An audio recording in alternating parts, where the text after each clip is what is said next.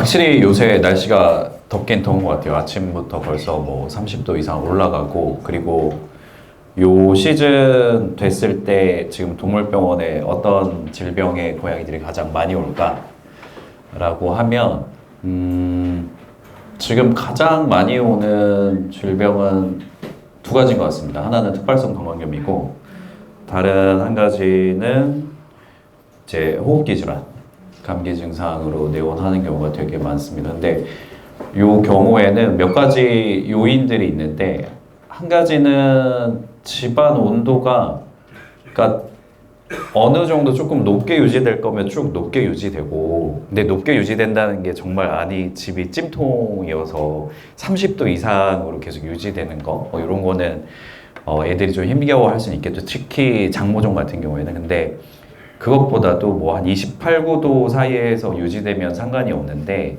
이제 파워 냉방 하는 거랑, 또 더울 때, 그러니까 파워 냉방하면 집안 온도 18도고 보호자 나가면 집안 온도 30도 뭐 이렇게 됐을 때 애들이 종 잡을 수가 없습니다. 그래서 보통 그렇게 온도가 하루에 계속 왔다 갔다 하는 거에 대해서 고양이들이 좀 힘들어하는 편이고요. 그리고 추가적으로 습도가 조금 높아지는 경우가 생기잖아요. 그랬을 때 모래 환경이 되게 좀 안 좋아요. 그러니까 그 여름철에 고양이 화장실 치워보시면 알겠지만 확실히 어쩔 수 없이 냄새도 좀 더 많이 나고 모래 부스러기도 더 많이 생기기는 합니다. 근데 이때 어떤 계절성 요소 때문에 그렇게 될 수밖에 없는데, 이제 고양이들이 집에서 이제 화장실 갈 때 처음에 냄새를 만약에 킁킁 맡다가 한번 돌아섰다가 다시 또 앞에 가서 냄새를 한번 킁킁 맡다가 들어가면 요거는 신호예요. 지금 화장실 환경 자체가 조금 마음에 안 들고 들어가기 조금 꺼려지는데, 그래도 가긴 가야 되니까 간다, 이런 신호여서 오히려 이럴 때 여름철에는 전체 모래가리 같은 경우에도 한 2주에 한 번 정도, 원래 저는 그냥 한 달에 한 번 정도 하시면 된다고 말씀드리는데, 지금 시즌에는 2주에 한 번 정도, 봄 가을에는 뭐 겨울철에도 한 달에 한 번 정도 하셔도 큰 무리 없어요. 근데 여름 시즌에는 그 부분 조금 더 신경 쓰셔야 되고, 그리고 휴가철이잖아요. 그래서 이제 집을 한 3, 4일 보호자들이 비우게 되는 경우가 또 생기죠. 이제 그랬을 때 애들도 루틴 깨지면서 스트레스 받으니까, 그러고 나서 이제 특발성 방광염, 스트레스성 질환 발생하는 경우가 되게 많고요. 그리고 호흡기계 질병은 대부분 고양이들이 바깥에 뭐 왔다 갔다 하는 게 아니잖아요. 우리는 밖에 왔다 갔다 하니까 지금 또 코로나가 되게 다시 유행을 하고 있는 상황인데, 이거는 우리는 밖에서 전염에 의한 거고, 고양이들은 이제 집에서 환경이 좀 되게 온도 환경이 왔다 갔다 하는 부분, 거기에 추가적으로 보호자 생활 패턴 조금 이제 놀러 가면서 집 비우거나 이런 상황이 생겼을 때, 그런 거에 이제 스트레스 받으면서 면역력 떨어져가지고 기존에 가지고 있던 허피스나 칼리시 바이러스, 그러니까 칼리시 바이러스 같은 경우에도 고양이들은 완치의 개념이 아닌 경우들이 꽤 있습니다. 그냥 잠복해 있고 면역력이 강하면 괜찮은데, 또 컨디션이 떨어지면 이게 다시 감기 증상 유발해서 뭐 허피스면 당연히 결막염이 오고, 거기에 또 칼리시 바이러스 작용하면 기침하고 열나고 이런 모습들 보일 수 있으니까, 지금 시기가 제일 좀 그 부분 좀 신경 써서 관리를 해주시면 여름철을 나기가 되게 좋을 것 같습니다. 그냥 참고로 말씀드리면, 저는 집은 저는 항상 집은 그냥 한 28도 정도로 에어컨을 쓰는 편이고요. 근데 외출할 때는 그러면 계속 그냥 에어컨을 켜놓느냐, 그렇진 않아요. 왜냐면 그냥 외출하고 저는 예약으로 한 서너 시간 정도 틀어놓으면 이제 그냥 창문 닫아놓은, 만약에 에어컨 그냥 켜고 사용하는 상태라고 하면 뭐 집마다 차이는 있겠지만, 그러면 고양이들 입장에서 막 그렇게까지 덥고 힘들어 하지는 않거든요. 근데 집에 딱 돌아왔을 때 사람이 느꼈을 때 덥다 하면서 그냥 확 켜기 시작하면, 이제 애들 피할 장소가 있으면 다른 방 가지만 그렇지 않으면 그대로 있으면서 약간 좀 힘들어하는 경우 있으니까 그것만 좀 신경을 써주시면 될 것 같습니다. 자, 그리고 오늘 저희가 좀 Q&A로 질문들을 받으면서 이야기를 나누긴 할 건데 제가 짧게 서두에 좀 제가 이제 고양이 행동학 진료를 보면서 가장 크게 느끼는 부분을 조금 말씀을 드릴게요. 그러니까 고양이들 문제 행동이 발생하는 이유를 좀 살펴보면 가장 큰 이유는 우리가 고양이의 어떤 본성, 본능에 대해서 조금 이해를 잘 못하는 상황. 그러니까 같은 눈높이에서 좀 보지 못하는 상황이 되면서 조금 더 사람 기준에서 어떤 환경이라던가 일상생활 요소를 좀 제공을 하다 보니까 대부분은 그랬을 때 문제행동 발생으로 내원을 하시거든요. 그래서 가장 빈도수가 높은 거는 고양이들 배변 배뇨 실수하는 경우가 되게 많고요. 그리고 그 다음으로 많은 거는 갑자기 이해할 수 없는 좀 심한 공격성을 보이는 경우, 그리고 또 다른 하나는 이 공격성이 보호자를 향하는 게 아니고 집에 있는 다른 동거묘를 향하는 경우. 이럴 때 이제 상담을 진행하시는 경우가 많습니다. 근데 대부분 이 모든 일에 그냥 기저가 뭘까라고 보면 당연히 이제 고양이가 가지고 있는 기본 특성이 있겠죠. 사람도 뭐 예민한 사람이 있고 무던한 사람이 있고 이런 게 있겠지만 그랬을 때 가장 특성은 화장실 배변 배뇨 실수가 생겼을 때의 문제는 화장실 환경이 안 좋은 경우 되게 많고요. 또는 사용하는 모래 종류에 따라서 문제가 발생하는 경우들 있습니다. 그래서 이렇게 볼 수 있고 다른 한 가지는 좀 영역 불안감을 느끼는 경우들이 있어요. 근데 이거는 고양이들이 원래 좀 저는 뭐 굳이 따지자면 저는 제 주변에 제일 많은 MBTI가 INFP거든요. 휴모님도 INFP고. 네. 근데 고양이들은 사회생활을 하는데 이를테면 보통 우리 인간 기준에서 봤을 때 에너지를 한 2배, 3배 써야지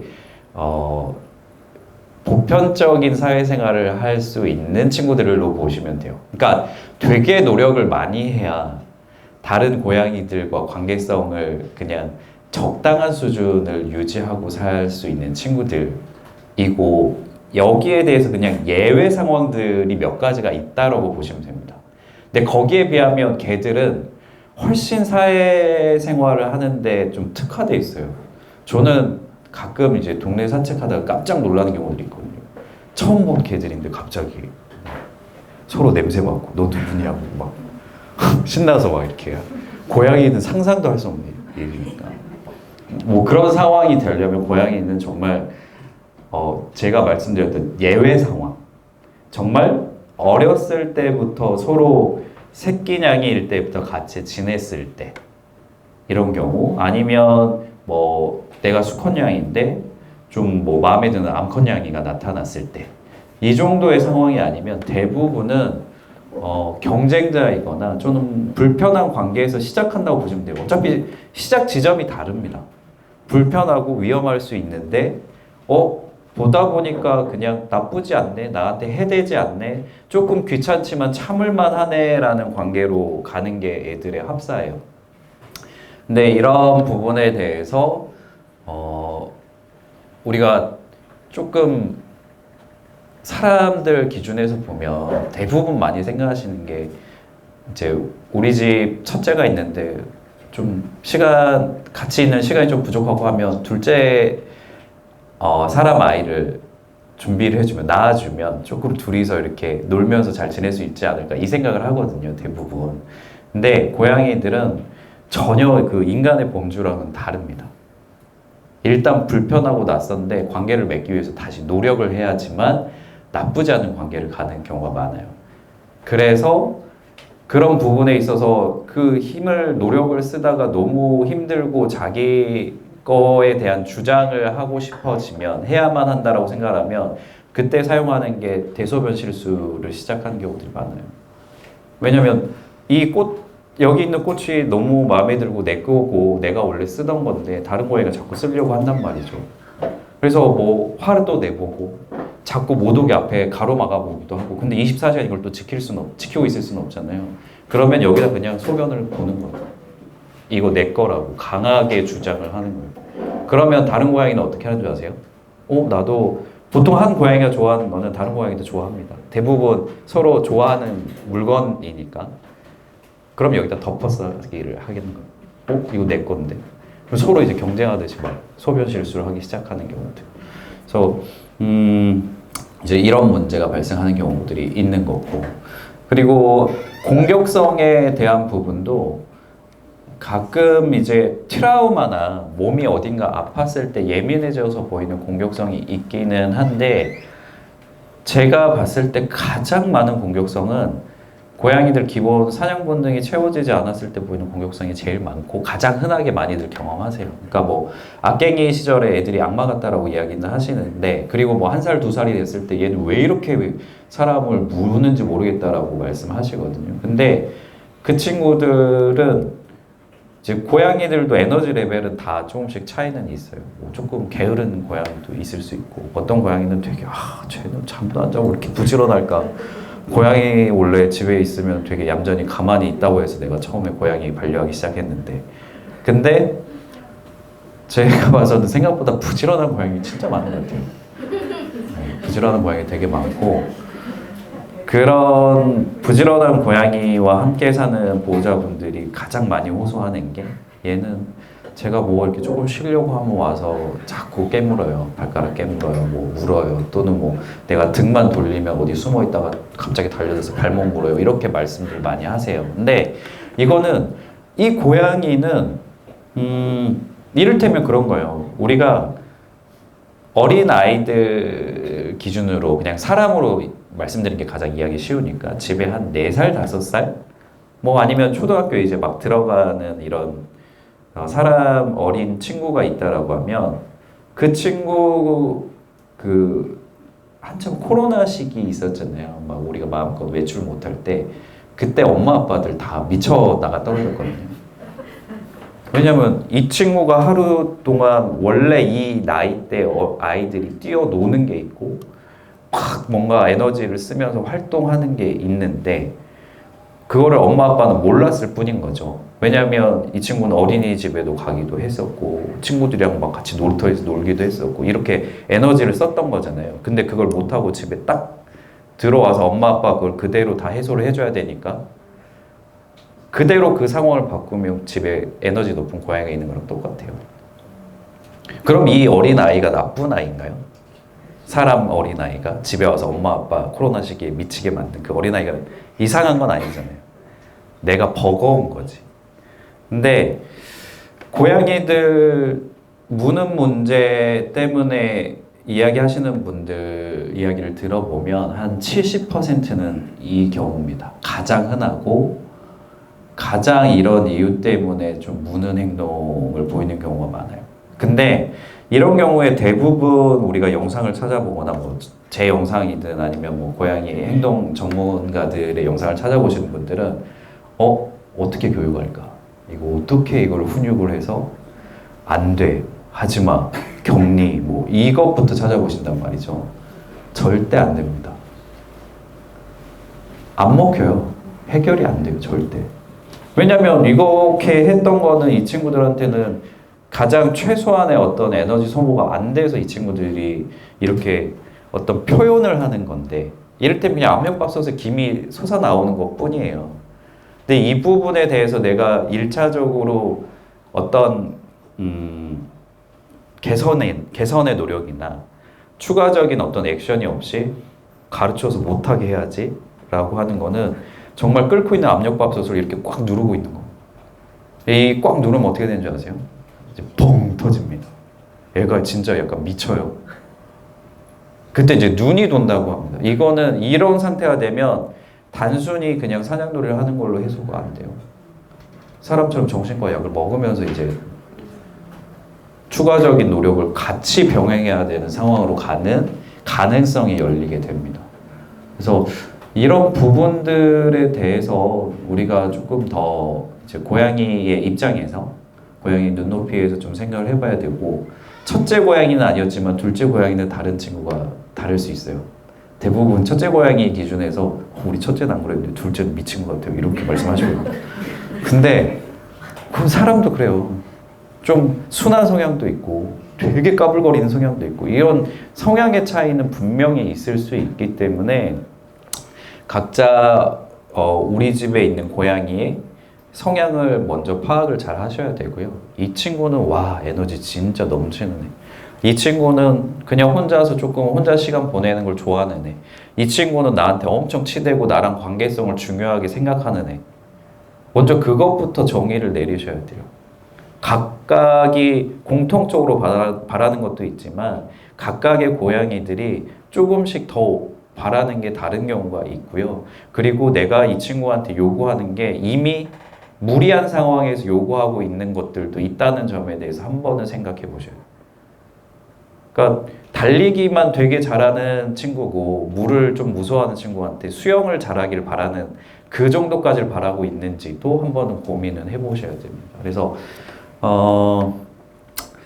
네, 뭐 공격성에 대한 이야기, 그러니까 제가 행동 진료 보면서 가장 많이 보는 문제 행동들의 어떤 기저에 대해서 조금 말씀드렸는데 아마 이런 기준에서 한번 곰곰이 좀 들여다보면 한 80%는 이해가 됩니다. 아, 얘가 이러니까 요새 좀 스트레스를 받나 보구나. 얘가 이러니까 좀 이런 좀 행동들을 자꾸 보이려고 하나 보다.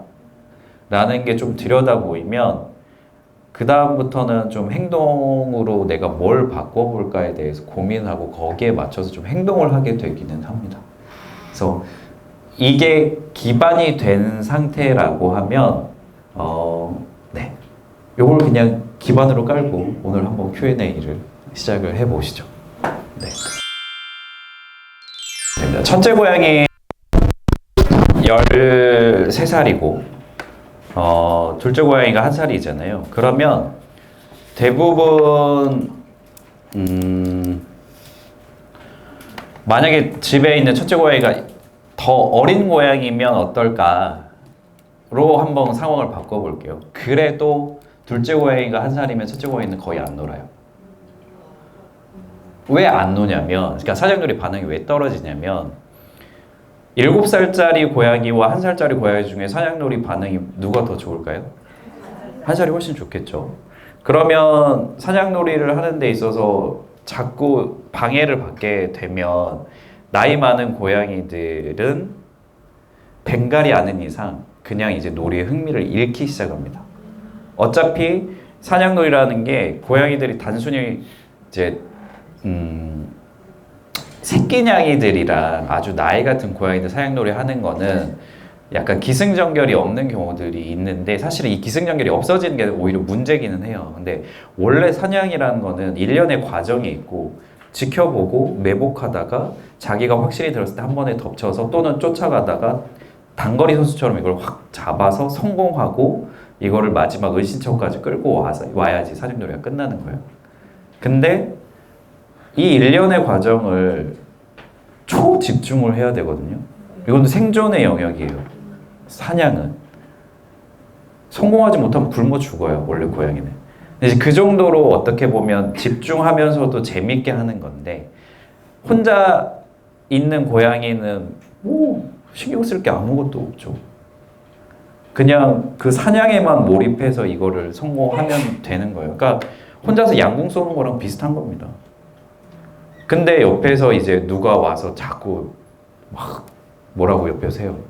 마지막 지금 결승전에 지금 화살 쏴야 되는데 쏘고 싶습니까? 그러면 어린 고양이는 근데 오히려 그런 거 신경을 안 씁니다. 에너지가 넘치니까. 오히려 그냥 자기만 몰입해서 막 해집고 다니면서 놀아요.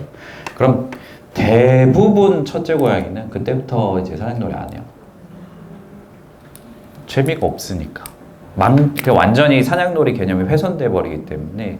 그리고 사냥놀이 자기가 집중하게 되면 둘째랑 충돌이 생기잖아요. 근데 고양이는 사회성이 되게 제가 조금 뭐 인프피 같단 말을 말씀드렸는데 이게 나쁜 의미의 인프피가 아니고 보통 아이의 성향을 가지고 있는 사람들은 되게 참아요. 표현 안 하고 자기가 일단 처음에 다 양보해줘요. 피해요. 왜냐하면 분쟁이 싫거든요. 근데 이게 계속 반복되다 보니까 첫째는 점점 놀지 않고 둘째만 그냥 집중해서 노는 상황이 되는 게 그냥 기본 상황이고, 근데 여기에 한 가지 더 이제 이 상황을 악화시키는 요소가 하나가 또 있죠. 뭐냐면 고양이가 10살이 넘어가면 대부분 최소 50% 이상은 다 골관절염이 있습니다. 퇴행성 관절염이 와요. 사람으로 치면 10살 되면 고양이는 한 이제 70살 정도 되거든요. 70살인데 관절 건강한 어르신들 정말 주변에서 오히려 찾기가 힘듭니다. 우리가 그냥 고양이들이 활동성이 없어졌다, 덜 움직인다 라고 이야기를 하고 나이 들었으니까 좀 덜 움직이나 보다라고 우리가 결론을 내리잖아요. 근데 이 친구들에 대해서 소염 진통 관리, 그러니까 소염 진통 관리를 시작을 하면 고양이들이 그냥 대부분 회춘을 합니다. 근데 이 말은 무슨 말이냐면 회춘이 아니에요. 그냥 아파서 몸이 너무 뻐근해서 점점 그냥 움직임을 멈춘 거고, 그러면 우리 어르신들 요새 막 가속노화 이야기하고 엄청 막 그 이야기 하잖아요. 그랬을 때 항상 하는 이야기가 뭐죠? 근육 1kg에 뭐 값어치는 1,000몇백만 원이고, 뭐 그래서 근육 운동을 많이 해야 되고 이런 얘기 맨날 하잖아요. 근데 고양이들도 아파서 뻐근해서 덜 움직이고 예전처럼 활동성도 안 되고 사냥놀이 집중력도 조금 더 떨어지고 지속력도 떨어지고 다른 젊은 고양이한테 치이고, 그래서 활동성이 점점 떨어지면 근육량이 늘까요? 아니면 이제 가속해서 줄어들겠죠. 고양이들이 따로 근력 운동을 하진 않으니까 PT를 받지는 않잖아요. 사냥놀이 하면서 나름의 자기의 어떤 근력을 사용하고 그걸 쓰는 건데, 이제 관절염이나 이런 것 때문에 몸이 예전처럼 자유롭게 움직이지 못하게 되면서 그냥 잠 많이 자는 고양이, 덜 움직이는 고양이, 고양이는 원래 이게 고양이지, 내가 생각하는 고양이는 이거였어 라고 생각하면 이거는 진짜 오산입니다. 그래서 간단하게 이제 소염 진통 관리를 그러면 어떻게 할 거냐라고 한다면, 이제 체중 관리는 되게 중요한 부분이에요. 사람도 몸이 무거우면 무릎 관절에 훨씬 부담이 많이 가는 것처럼 고양이도 부담이 더 될 거니까 어떤 적정 체중 유지하는 건 되게 중요한 요소고, 그 외에도 이제 우리가 사용하는 이제 먹는 소염 진통제도 있고, 요건 근데 하루에 한 번씩 또는 이틀에 한 번씩 먹어야 되는 부분, 그리고 신장 기능이 떨어져 있으면 먹었을 때 문제가 생길 수 있어서 모니터링을 되게 주의하면서 써야 되는 경우가 있고요. 아직 국내에 완전 정식으로 출시되지는 않았지만 이제 FDA 승인을 받은 제품 중에 한 달에 한 번만 주사 처치를 하면 이제 소염 진통 관리가 되는 그런 주사제도 실은 이제 고양이 전용으로 미국이나 이런 데 출시가 됐고, 몇몇 동물병원에서 그런 그 소염 진통제를 사용을 하고 있는 경우도 있습니다. 그리고 뭐 추가적으로 요새 또 동물 파트에서 또는 고양이 파트에서 쓸 수 있는 것 중에 줄기세포를 배양할 때 그 나오는 어떤 배양액에 좋은 성분들만 모아서 사용하는 이제 그런 주사 처치. 근데 그것도 결국은 다 염증을 낮춰주는 목적인 거죠. 왜냐하면 관절염이니까. 그래서 어떤 삶의 질이라는 부분에 있어서 우리 집 고양이가 뭐 둘째가 오면서 사냥놀이를 덜 한다. 그러면 이거는 이제 1차적인 부분이잖아요. 우리 첫째는 3살밖에 안 되는데 6개월짜리 들어오고 나서 안 놀아요. 근데 3살은 아직 팔팔할 때거든요. 이거는 둘째가 너무 눈치 없이 끼어들어서 막 사냥놀이를 방해하다 보니까 안 노는 거. 그러면 이럴 때는 첫째만 놀 수 있는 시간을 만들어주는 게 필요하고, 이제 그게 아닌데 우리 고양이가 나이가 들어서 활동성이 떨어져서, 근데 활동성이 떨어져서가 아니고 몸이 쑤시고 아파서 덜 놀아. 그거는 그 아픈 요소를 제거를 해줘야지 좀 더 활동성을 늘려줄 수 있는 거. 근데 여기 공통적으로 비만이 들어가면 지방세포는 염증을 더 발생할 수 있도록 계속 물질 인자를 만들어내죠. 무거우니까 더 부하가 많이 걸리죠. 쓸 때마다 관절이 더 덜그덕거리고 아프죠. 그럼 가장 최우선으로 우리가 먼저 할 수 있는 건 비만 관리기는 해요. 약을 안 써도 그냥 기본 일상생활에서 우리가 할 수 있는 부분. 그래서 그냥 뚱뚱한 고양이가 귀엽기는 하지만 뭐 귀여울 수는 있지만 사실은 너무 손해보는 부분은 많습니다. 근데 제가 말씀드리는 이 부분은 그래 뭐 우리가 그 바디 컨디션 스코어라고 해서 뭐 5단계로 나누기도 하고 9단계로 나누기도 해요. 그러면 뭐 우리 집 고양이를 진짜 막 모델 몸매처럼 만들 것이냐 이런 개념이 아니고요. 고도 비만은 아니게 그래도 관리는 해야 된다. 바디 스코어가 7 이상이 안 될 정도. 저는 통통한 거는 문제 없다고 봅니다. 그리고 경우에 따라서 그냥 통통한 고양이가 조금 더 오래 살았다라는 여기 계신 많은 분들의 마음의 위안을 삼을 수 있는 그런 논문도 최근에 나오긴 했어요. 네. 뚱뚱한 고양이 아니고요. 통통한 고양이가 봤더니 평균 수명이 조금 더 길었다라는 그 정도의 논문이 있기 때문에 근데 고도비만은 무조건. 근데 제가 말씀드리는 고도비만이라는 거는 자기가 자기 몸을 지탱하면서 신체 전부를 그루밍을 할 수 없는 단계라고 하면 이건 무조건 고도비만.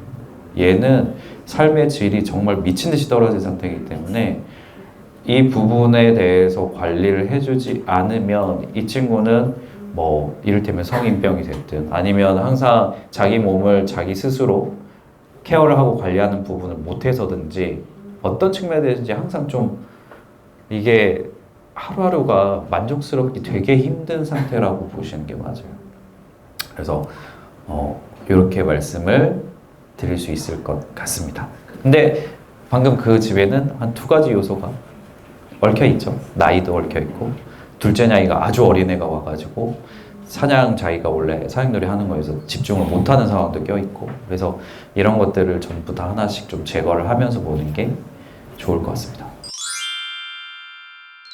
또 둘째가 첫째가 어떤 밥을 먹고 싶다고 하면 첫째가 또 양보도 해주고 그러니까 평소에는 문제가 없어 보이는데 갑자기 달려들어서 목을 물거나 좀 그런 행동을 보이는 경우가 많아서 이게 첫째가 둘째를 싫어서 그러는 건지 아니면 그런 활동량이 모자라서 더 놀고 싶다고 하는 건지 그 첫째의 마음을 제가 잘 모르겠더라고요. 그게 좀 많은 꽤 자주 있는 일이라서 어떻게 해결해야 되는지 고민입니다. 이런 경우는 뭐 정말 많습니다. 정말 많고 대부분 수컷냥이들이 이래요.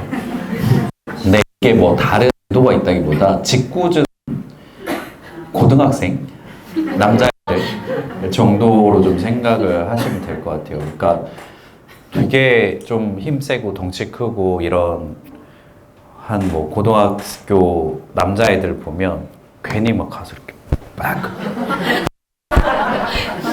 놀러 가자. 뭐 매점 가자. 근데 이게 되게 막 귀찮은 경우 있잖아요. 이런 거친 스킨십이나 이렇게 내가 왜 네 불호냐? 난 너의 불호가 아니다. 이렇게 생각할 수 있는 점이 둘째 고양이한테는 있을 거고 첫째 냥이는 이거 자체가 어떤 의미를 두고 이런 행동을 하는 경우는 별로 없어요. 그냥 심심하니까 옆에 있는데 뭐 편하고 좋아요. 친구라고 생각하는 거예요. 그랬을 때 가서 헤드락을 빡 이렇게 하는 거거든요. 그래서 사실 첫째가 이제 둘째 냥이한테 그런 행동을 하는 거는 그럴 수 있는 행동이 고양이 개에서는. 근데 둘째 냥이 입장에서는 불편해할 수 있는 거죠. 왜냐면 저는 고등학교 때 그런 것 때문에 싸움 나는 경우도 봤거든요. 그러니까 한 친구는 막 그런 식으로 막 스킨십 하고 막 친구가 이런 걸 그냥 즐기는 친구인데 어떤 친구는 그냥 좀 이런 거 거친 표현을 싫어하는 경우들이 있잖아요. 근데 뭐 한두 번은 받아주다가 정말 그날은 좀 피곤했어. 뭐 아니면 내가 엎드려 자고 있는데 갑자기 확 이렇게 했어. 그래서 갑자기 책상 막 날라오고 싸우는 경우를 한 번 본 적이 있어요. 그래서 둘째 냥이가 사실은 폭발할 수도 있어요. 의도랑 상관없이 싫은 건 싫은 거니까. 근데 이제 중요한 건 첫째가 자꾸 이제 그런 행동을 하는 게 어떤 의도는 없지만 기운이 막 뻗쳐요. 그럼 더 자주 하겠죠. 평소에 자기가 에너지가 더 넘치는 상황이 되면. 그래서 그 부분에 대해서 많이 소모가 더 되면 될수록 이 행동은 절대 빈도수가 늘지 않습니다. 근데 최근 들어서 덮치는 게 느네? 그러면 이 친구는 요새 잘 못 놀고 있다는, 에너지를 폭발적으로 잘 못 쓰고 있으니까 이렇게 할 수 있는 대상한테 지금 계속 하는 겁니다. 가능한 대상한테. 그러면 사이가 좀 멀어질 수 있죠. 근데 오히려 이제 이런 경우는 둘째도 15개월 수컷양인데 둘 다 막 그냥 이러잖아요. 그럼 날마다 그냥 레슬링 합니다. 그래서 의도는 나쁘지 않으나 빈도수가 늘어나면 이거는 첫째 냥이의 에너지 레벨이 지금 충분히 해소되지 못하고 있다는 증거일 수 있습니다. 그리고 둘째 냥이가 이거에 대해서 거부감이 점점 커지고 있다는 거는 언젠가 둘이 책상 집어 던지면서 털 뜯어 뽑고 싸우고 서로 대면대면해지면서 되게 관계가 나빠질 수 있는 어떤 초입으로 가고 있다라는 지표로 보시면 돼요. 그럼 말리는 게 중요하냐? 뭐 어차피 내가 24시간 붙어서 말릴 수 있는 게 아니면 얘는 저 없을 때 또 헤드락 걸 거예요. 그래서 그것보다는 오히려 첫째 이제 수컷 양이 자체도 어떤 에너지 소모는 지금보다 조금 더 많이 빈도수가 높아진다면 조금 더 해주는 게 필요할 수 있어요. 근데 다행히 둘이 같이 뭐 우다다도 하고, 그리고 수컷 양이는 기본적으로 집에 있는 암컷 양이를 항상 좋아합니다. 마음의 기본은 조화가 이렇게 깔려 있어요. 그래서 암컷 양이 팍 때리잖아요. 그러면 그럴 수 있지. 그래도 좋아. 이게 좀 있어서 그나마 뭔가 싸움이 벌어지는 거에 대해서 조금 나을 수 있다. 앙심을 좀 잘 안 품어요. 좀 덜 품어요. 둘째한테 아마 마저도 좀 앙심을 덜 품을 겁니다. 근데 수컷 양이들이 만약에 3살 이렇게 되면 서로 그때부터는 약간 어떤 개념일까? 그 영화에서 그런 경우 많잖아요. 어렸을 때 되게 친한 친구였다가 나중에 조폭 세계 가서 서로 성장하고 나서 서로 이렇게 확 칼 찌르려고 하는 경우 있잖아요. 근데 수컷 양인데 이런 관계가 자주 있다가 3살 정도 되면 갑자기 이제 자기들도 영역에서 자기가 보스가 되고 싶은 그런 게 생기면서 좀 정말 심하게 싸움이 되는 경우들도 있긴 해요. 근데 지금 구조에서는 그렇게 되긴 정말 쉽지 않습니다. 네.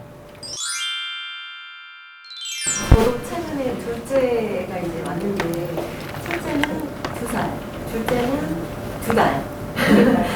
3달 이제 가까이 됐는데 둘 다 길에서 보조하는 애들이고요. 근데 둘 다 영화영화인데 둘째 에너자이저고 첫째도 에너자이저여서 둘이 진짜 쥐어뜯고 싸워요.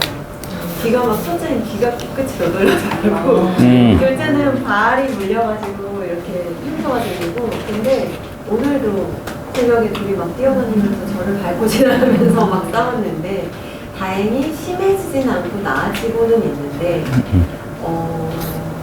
이게 시기가 지나면 좀 나을까, 아니면은 제가 훨씬 더 많이 놀아줘야 나아질까. 약간 왜냐면 첫째는 되게 둘 다 저한테 애착이 좀 있어서 저랑 사실은 마주보고 손잡고 자는 애예요. 첫째 고양이가 되게 독특한 아이인데 그 상황에서 둘째가 와서 제 옆을 놓고 싸우는 거예요. 그래서 꼭 제 옆에서 막 투닥투닥거리고 싸워가지고 자다 깼는데 이게 좀 시기가 지나지면 아니면 제가 좀 더 둘 다 놀아주면 나아질까 하는 거고, 두 번째는 둘이 약간 차이가 있다 보니까 이게 먹는 거 간식 같은 것도 3개월령 이상, 뭐 6개월령 이상, 1살 이상 이런 식으로 구분이 돼 있잖아요. 근데 아시다시피 에너자이저가 훨씬 더 많이 먹어요. 그러니까 아기가 와서 다 먹어버리니까 이게 먹어도 괜찮은 건지 그 부분이 어떻게 되는 건지 조금 궁금합니다. 지금 두 고양이 같이 사귀는 게 한 달 정도 된 건가요? 한 달 정도? 한 달 정도. 근데 그 사이에 조금 제가 그 수용을 해주신 선생님 댁에 한 일주일에 한 번씩 1박 2일 정도 보냈다 데려고 해서 너무 싸우면 지금은 그러면 완전히 그러면 합사 생활을 하게 된 거는 한 달 반. 네. 뭐 나쁘진 않네요, 상황 자체는. 뭐 조합은 괜찮습니다. 뭐 둘 다 에너지 넘치고 2살에 지금 이제 석 달 된 여아 조합이기 때문에 결국은 더 친해질 것 같아요. 결국은 뭐 더 친해진다는 게 저는 고양이는 대면하면 친하다고 보통 말씀드립니다. 그러니까 뭐 대면하다는 게 서로 니는 니 거 쓰고 나는 내 거 쓰고 요 정도 관계가 되면 아주 괜찮은 편이고, 그리고 둘이 이제 같이 막 뛰어놀고 이랬을 때 저는 가장 좀 지표로 보시는 것 중에 하나가 얼마나 부정음이 많이 들리는지를 기준으로 말씀을 드려요. 그러니까 보통은 그냥 같이 노는 고양이들 또는 뭐 각성된 상태에서 뛰어다니는 고양이들이라고 하면 학질이라던가 막 으르렁거린다거나 또는 막 소리 지른다거나 이런 것들이 사실은 거의 안 들려야 돼요. 거의. 그래서 초반에는 이제 그런 소리가 첫째가 많이 냈을 것 같고, 근데 이제 그런 소리들이 점점 줄어들고 잘 안 되는 상태에서 미친 듯이 같이 뛰어노는 거는 그냥 이제 장난치고 서로 어느 정도 조절하고, 그리고 특히나 첫째 고양이가 둘째 고양이에 대해서 여러 가지에 대해서 계속해서 좀 교육을 어느 정도 시킬 거예요. 그러면서도 둘째 냥이 지금 개월수면 첫째가 하는 거 보고 다 따라 하려고 합니다. 그대로 모방해서 자기가 다 그대로 하려고 하는 습성이 고양이는 있기 때문에 그렇게 하면서 뭔가 자기 좀 주변에 엄마 고양이나 이런 고양이들한테 배우는 것처럼 첫째 냥이한테 많이 배우기는 할 거예요. 그래서 그 부분에 대한 관계성은 전혀 문제가 없고, 다만 이제 첫째 냥이가 결코 포기할 수 없는 게 몇 가지가 있겠죠. 엄마 옆자리, 그 다음에 먹는데 내 밥그릇을 침해받는 것, 이런 건 고양이 입장에서는 양보는 할 수 있지만 되게 이거는 기분 나쁠 수는 있어요. 그래서 보호자분께서 신경 써야 되는 거는 뭔가 사료나 간식이나 이런 걸 주실 때 실은 서로 너무 가까운 데에서 먹는 모습을 서로 보면서 먹는 게 첫째 냥이는 되게 스트레스일 수 있어요. 네, 그래서 먹는 위치에 대해서는 가능하면 뭐 정 안 되면 저는 귀퉁이라도 이용하라고 말씀드리거든요. 집에 귀퉁이라도. 그래서 이 어떤 집 귀퉁이가 이렇게 있으면 서로 얼굴 안 볼 수 있잖아요. 그리고 이 귀퉁이에서 애들 한 마리 뭐 적어도 한 2m 정도 떨어지게 해서 그냥 먹을 때는 자기 먹는 소리에만 집중하지, 안 그러면 애들이 먹다가 옆에서 막 먹는 모습 보면 이제 일어나서 한번 이렇게 봐요. 먹고 있네. 내 걸 뺏어 먹으려나? 되게 신경 쓰이거든요. 그리고 이제 먹는 소리 막 나잖아요. 그럼 귀도 막 자꾸 신경이 쓰여요. 이런 상황은 일단은 줄여주는 거. 그 다음에 고양이가 이제 머리 받고 들어오잖아요. 밥그릇에. 이런 상황은 사람이 개입해서 좌절시켜주는 게 중요합니다. 반복해서 그냥 너는 너 밥그릇 앞에. 이거는 초반에 교육을 계속 해주셔야 돼요. 그래서 어차피 이걸 내가 계속 시도해도 잘 안 된다는 개념은 만들어 주시는 게, 물론 뭐 어린 고양이라서 조금 더 집요할 수는 있지만 그래도 교육을 하는 게 교육을 하지 않는 것보다 훨씬 효과가 좋습니다. 이제 그러면 뭐 첫째 냥이도 자기한테 가장 중요한 거 엄마 옆자리랑 먹는 거 요거 정도에 대해서 문제가 없으면 되고, 그리고 뭐 주무실 때 옆자리 위치도 한번 잡아주시는 것도 괜찮아요. 그러니까 첫째가 어떤 위치를 잡는다라고 하면 그러면 둘째는 이제 반복적으로 그냥 그 추가적으로 엄마 반반 나눠 쓸 수 있잖아요, 다행히. 그래서 오른쪽 왼쪽 뭐 이렇게 나누시던지 이런 식으로 좀 접근을 해보신 것도 괜찮고, 근데 위치 특정이 조금 어렵다라고 하면 조그만한 방석이나 아니면 조그만한 박스나 뭐 이런 종류, 그러니까 고양이가 몸을 이렇게 쏙 집어넣을 수 있는 정도의 사이즈의 어떤, 그러니까 몸을 담을 수 있는 형태면 돼요. 방석도 되고 뭐 어떤 되고. 그래서 그렇게 자리 특정을 해줄 수는 있어요. 얘가 그 자리를 벗어나서 이쪽으로 가면 다시 그 방석 위에 계속 올려준다거나, 그리고 그 자리에 가서 평소에도 항상 그 자리에서 간식 한두 개씩을 준다거나 하면 얘는 요 어떤 특정 스팟에 들어가는 게 되게 자연스럽고 좋은 기억이 심어지기 때문에 알아서 쪼로록 들어가서 각자 위치를 잡아요. 안 그러면 아니 엄마 오른쪽에 자는 거랑 왼쪽에 자는 건 뭔 차이가 있습니까? 꼭 첫째 왼쪽에 있으면 이렇게 넘어와서 왼쪽 자리 괜히 쿡쿡 찌르고 밀고, 그거는 뭐냐면 불안감이 있기 때문에. 이를테면 그러니까 이거는 다른 집에도 마찬가지예요. 다묘가정에서 불안감이 있는 거예요. 얘 침대 위에 나눠 쓰는 게 아직 익숙하진 않아요. 근데 저 고양이를 침대 밑으로 내려보내잖아요. 100% 확실하게 나는 엄마 옆에서 잘 수 있는 거잖아요. 경쟁의 상황이 아예 안 생기는 거잖아요. 변수를 없애는 걸 고양이들은 너무 좋아해요. 변수는 위험성이고 생존율이 떨어지는 거기 때문에 그 변수를 줄여가기 위해서 같은 영역지에서도 웬만하면 내가 마음에 들면 좀 밀어내는 쪽으로 많이들 행동을 하거든요. 하지만 스팟을 좀 둘 다 동일한 조건값에서 나눈 다음에 어차피 너는 이 자리 100% 쓸 수 있고 다른 애는 여기 100% 쓸 수 있는 거에 대해서 자꾸 조건을 강화를 시켜주시면 익숙해지고 자기가 손해볼 거라는 생각을 안 합니다. 변수가 사라졌으니까. 그래서 이런 교육은 다묘인 집에서는 항상 좀 잘 활용하시는 게 좋아요. 이 정도는 사람이 개입해서 좀 상황을 나아지게 할 수 있습니다. 그 먹이 연령.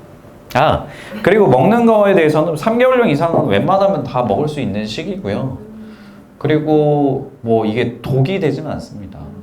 그냥 뭐 성장기에 조금 더 에너지 열량이 높거나 뭐 이런 기준에 대해서 이제 나이에 따른 사료들이 나눠져 있긴 한데 옆에 거를 좀 훔쳐 먹는다거나 먹는다고 해서 이게 뭐 독이 되고 이런 개념은 아니에요.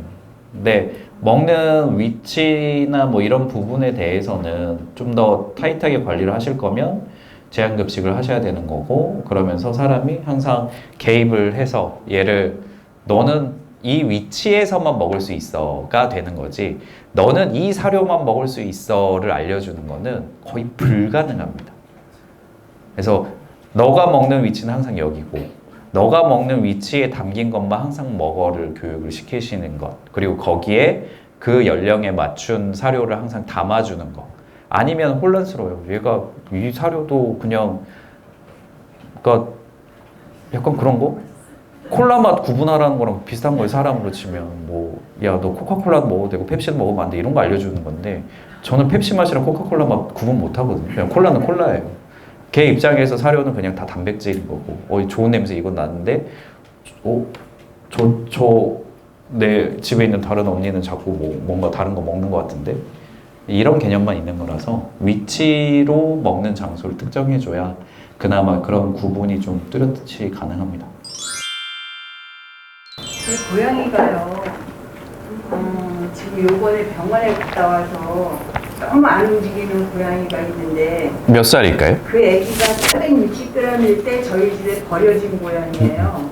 그리고 왔을 때부터 간이 안 좋아가지고 이제 병원에서 진단을 받고 평생 약을 먹어야 된다고 그러니까 갖다 버린 것 같은 그런 상태로 왔었어요. 그리고 요번에 제가 그래도 애쓰고 빌려서 지금 15개월 됐거든요. 에어컨을 늘 키잖아요. 저 거기서 바이러스에 감염이 됐다는 거예요. 갑자기 애기가 숨을 못 쉬고 꽉꽉 아저씨 코 고는 소리가 나고 이래서 병원을 데리고 갔는데 너무 극심하게 막 그냥 반항을 해서 진료를 못 보고 약만 받아갖고 왔다가 먼저 주 금요일날 갔다 왔는데 저기 토요일날을 지나고 보니까 애를 죽이게 생겨서 제가 일요일날 급해서 24시간 진료하는 애기 그 460g짜리부터 다녔던 병원을 데리고 갔어요. 입원을 시키려고.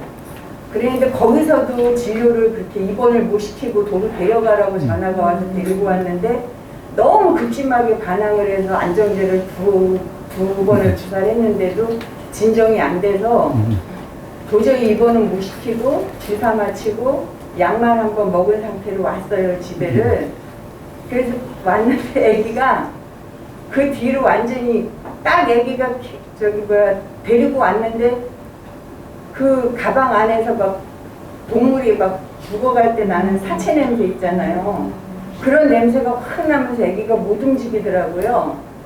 그게 너무 진이 빠져서 애기가 지금도 그 목 아픈 거는 지금 다 나섰는데 도대체 움직이지도 않고 잘 먹지도 않고 노는 거에도 전혀 관심이 없고 눈동자가 만나 그냥 헤드라이트가 그냥 반짝반짝했는데 눈빛도 그냥 반짝이질 않고 이래서 극심한 스트레스 때문에 애기가 저러는 건지 아니면은 그게 회복이 될 수 있는 건지 너무 잘 뛰고 잘 놀아서 이름도 동동인데 지금 막 잠잠이가 됐거든요.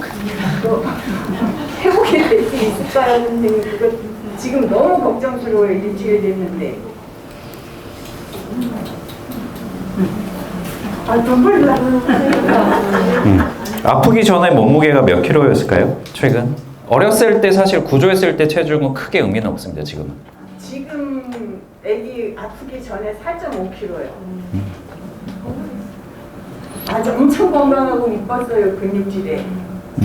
근데 왔는데 애기가 그 일주일 사이에 애기가 그냥 몸이 작아지고 윤색이 다 없어지고. 자, 요거는 제가 수의사니까 죄송하지만 완전 T 모드로 말씀을 드릴게요. 어렸을 때 작은 체중으로 구조되거나 아팠다거나 이거는 사실 큰 의미는 없습니다. 지금 현재 상태. 최근까지 건강했다. 체중이 4.5kg까지 나갔다. 그리고 뭐 나이도 15개월령이다 라는 이제 정보로 봐야 될 것 같고, 확실한 거는 집에서 아팠죠. 아팠고 그때도 식욕이 떨어진 상태였을까요? 근데 목이 아프니까 거의 못 먹었죠. 거의 한 3일 가까이 음식을 못 먹어서 제가 병원을 급해서 데리고 갔죠. 네. 그리고 이때 이미 어떤 세균 감염이든 뭐가 됐든지 간에 호흡기 질환이 의심되는 상황인 겁니다. 사실은 왜냐하면 검사를 해서 우리가 모든 걸 확인을 할 수가 없기 때문에 이때 정확한 상태를 알 수는 없어요. 그래서 일단은 뭔가 되게 아쉬운 부분이 검사로 이게 우리가 예측은 할 수 있지만 정확한 진단이 나온 상태가 아니기 때문에 앞으로 어떤 생존 가능성의 여부에 대해서 평가를 내릴 수는 없어요. 근데 일단은 뭐 기력이 없고 컨디션이 되게 떨어져 있는 거는 이제 문제가 있는 거고, 중요한 거는 무엇보다도 먹는 양이 어느 정도 유지가 돼야, 그러니까 단순히 세균 감염이든 뭐 아니면 다른 바이러스 감염이든 어느 정도는 다 자가 치유의 능력이 있어요. 생명체들은. 그래서 일단 먹는 부분이 조금씩 늘어나는 추세로 가고 있다라고 하면, 그러면 조금씩 뭔가 상태가 개선될 수 있는 부분인 거고, 다만 우리가 이 친구가 목이 되게 아프다라고 생각을 했지만 경우에 따라서는 뭐 이상한 이물을 먹다가 목이 다쳤을 수도 있고, 왜냐면 15개월령 고양이들은 상상도 할 수 없는 것들을 갑자기 뭔가 먹는다거나, 이를테면 저는 이쑤시개 먹고 갑자기 얘가 막 못 걷는 경우로 내원하는 경우도 봤어요. 그 아이가 간에 암모니아 가스 배출할 기능이 없어서 그 약을 늘 먹거든요. 하루 4번에서 5번씩. 그렇게 하고 그 호흡기가 안 좋다 해서 거기에 관한 영양제를 늘 먹고 있어요. 묶여 있어요. 다른 이물질을 먹거나 그럴 일이 없고, 다른 애기들 먹는 간식 한 번을 아직도 못 먹여봤어요. 겁이 나서. 그러면은 공간 자체는 되게 한정된 공간에서만 생활하는 걸까요? 그래서 요번에 그 체열해갖고 에어컨에 그 바이러스에 감염돼서 그랬던 거라고 원인도 나왔는데, 애기가 너무 그렇게 동동 잘 뛰고 건강하게 놀던 애기가 너무 안 움직이니까 어떤 정신적인 극심한 스트레스 때문에 그게 우울증 같이 심하게 와서 그런 건지 아니면 앞으로 회복될 수 있는 건지 그게 너무 궁금해서요. 너무 극심한 스트레스 상황 때문에 이런 어떤 이벤트가 일어나는 지점은 조금 사전에 이미 아팠던 상황이었기 때문에 이거는 걷어내고 생각을 해야 될 것 같고요. 스트레스 때문에 아이가 뭐 점점 지금도 안 좋다거나 나쁘다거나가 아니라 병에 걸렸고 이 병이 아이 컨디션을 점점 나쁘게 해서 지금 이제 회복 단계인지 아니면 지속 단계인지 알 수 없다로 봐야 될 것 같고, 그 다음에 뭐 아모니아 가스 배출에 대한 부분 같은 경우에도 제가 봐서는 이거는 되게 모호한 지점이 있어요.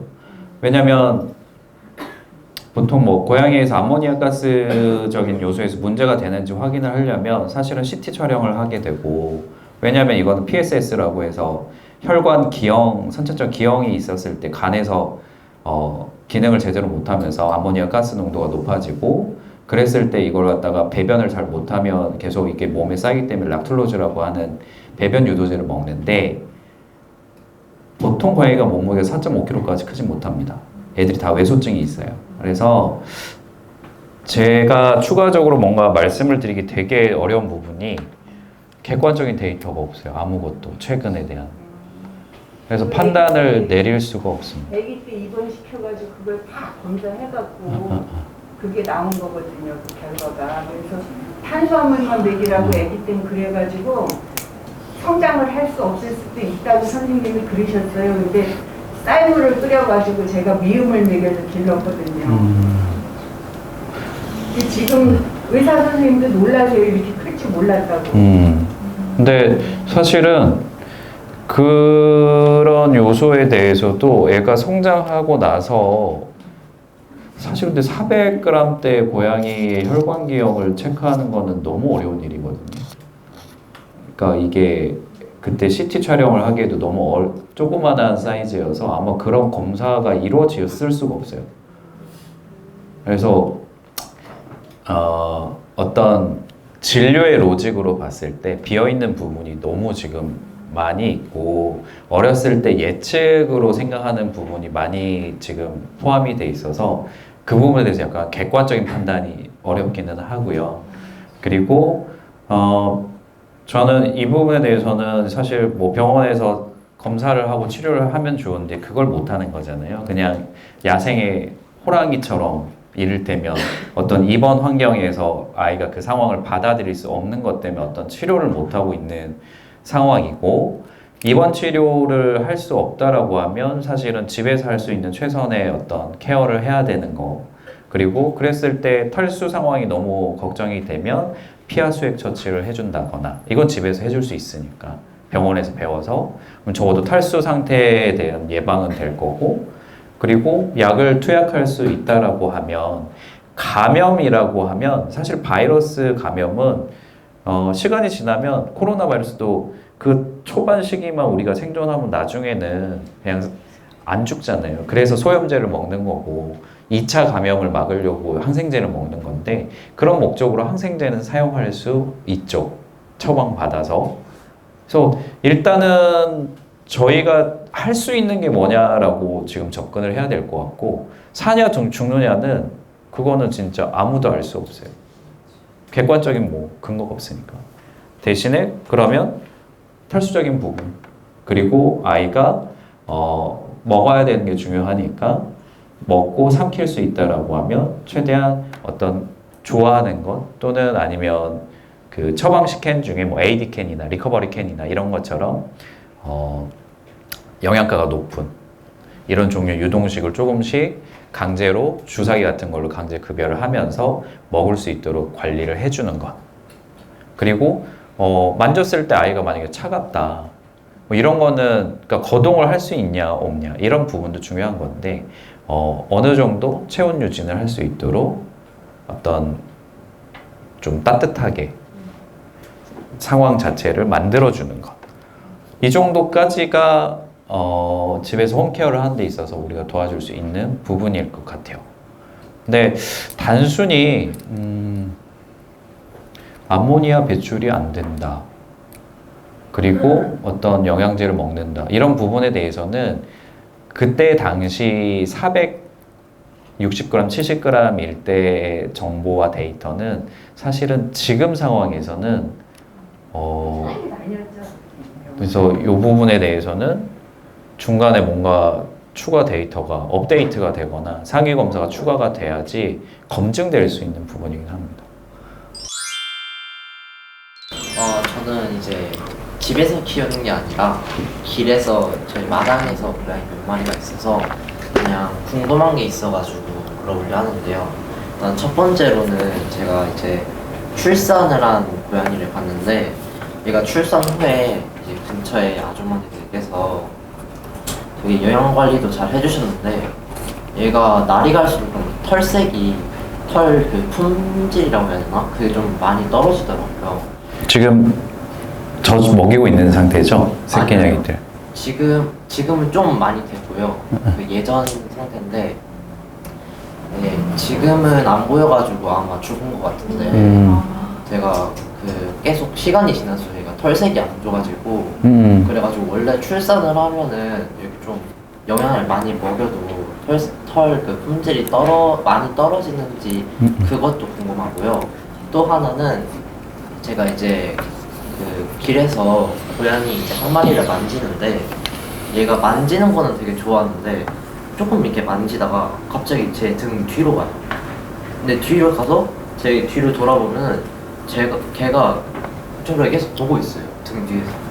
그래서 그게 왜 그러는지 저도 이해가 안 돼가지고 걔를 항상 만지면 저 혼자 뺑뺑이를 계속 돌아요.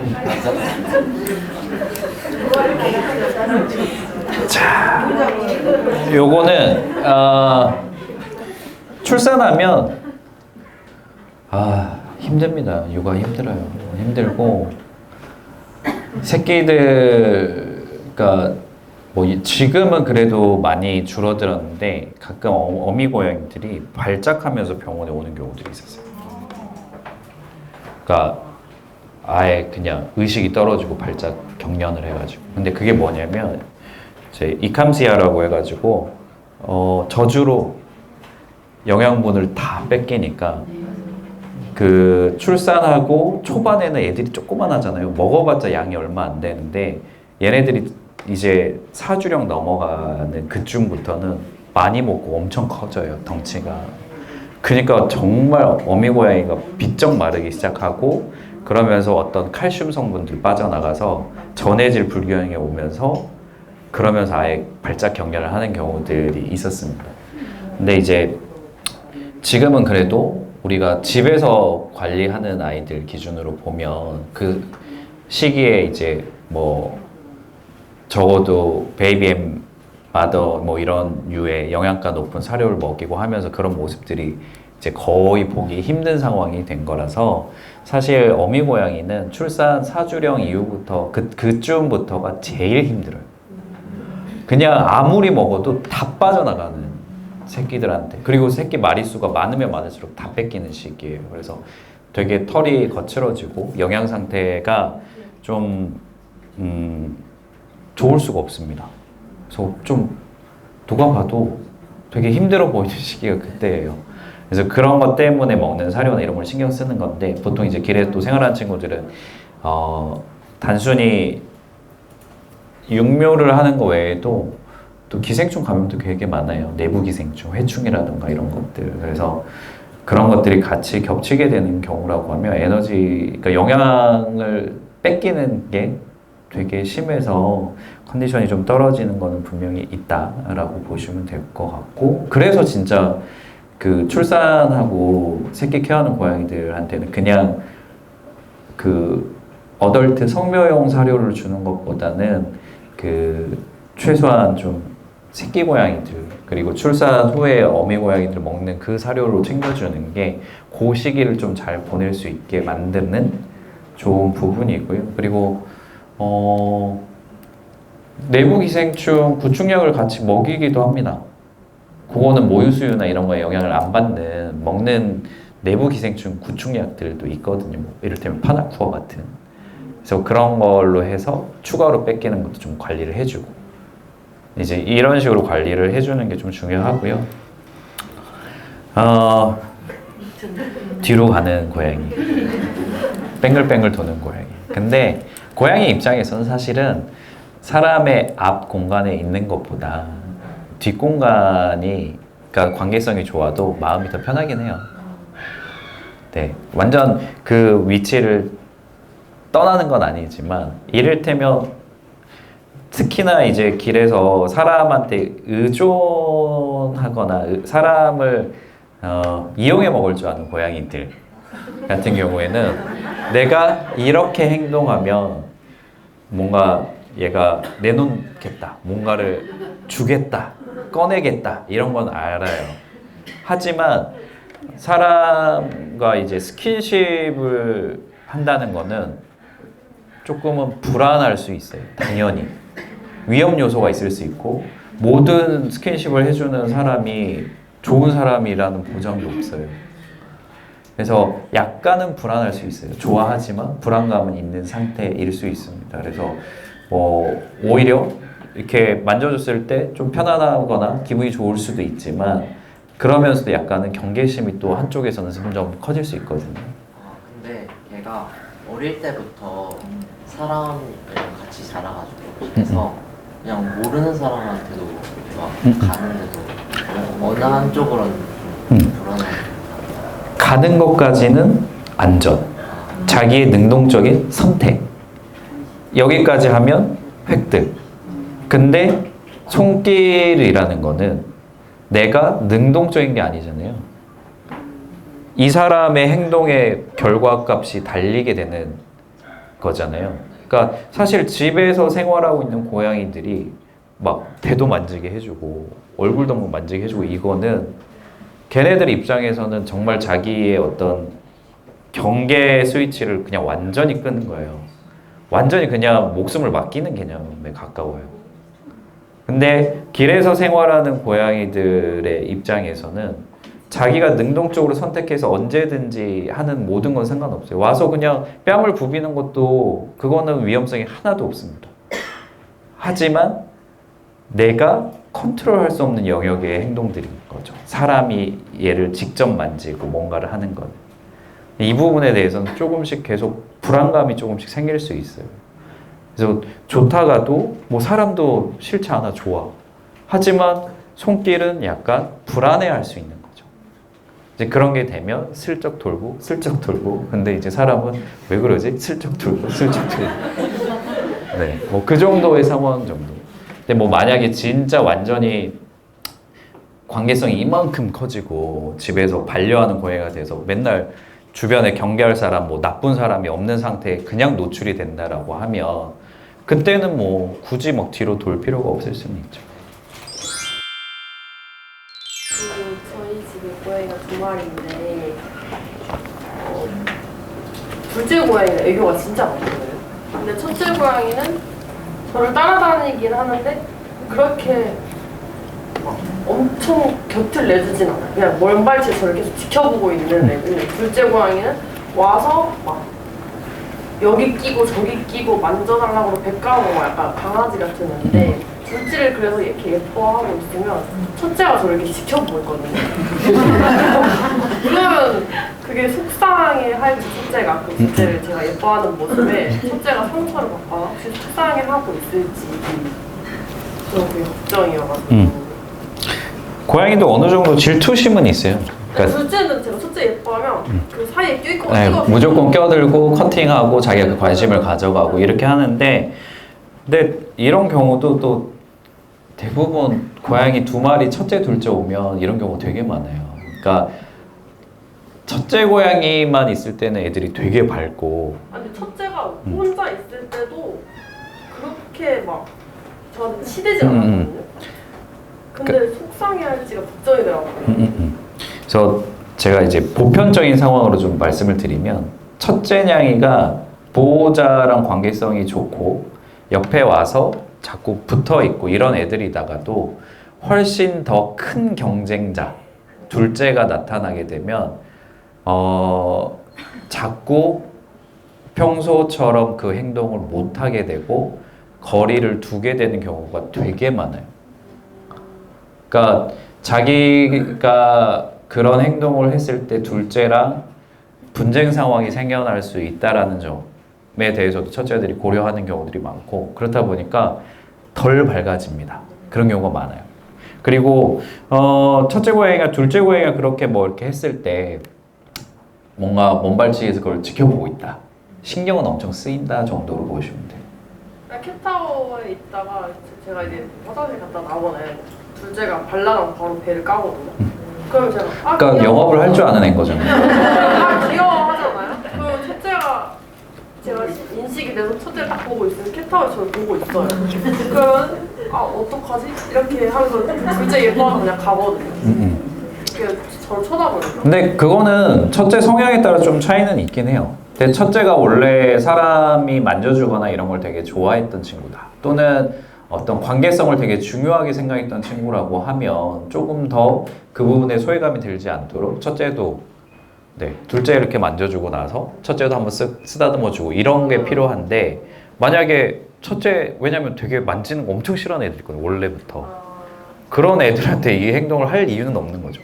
바라지도 않는 수요 없는 공급을 하는 거니까. 그런 개념에서 보시면 됩니다.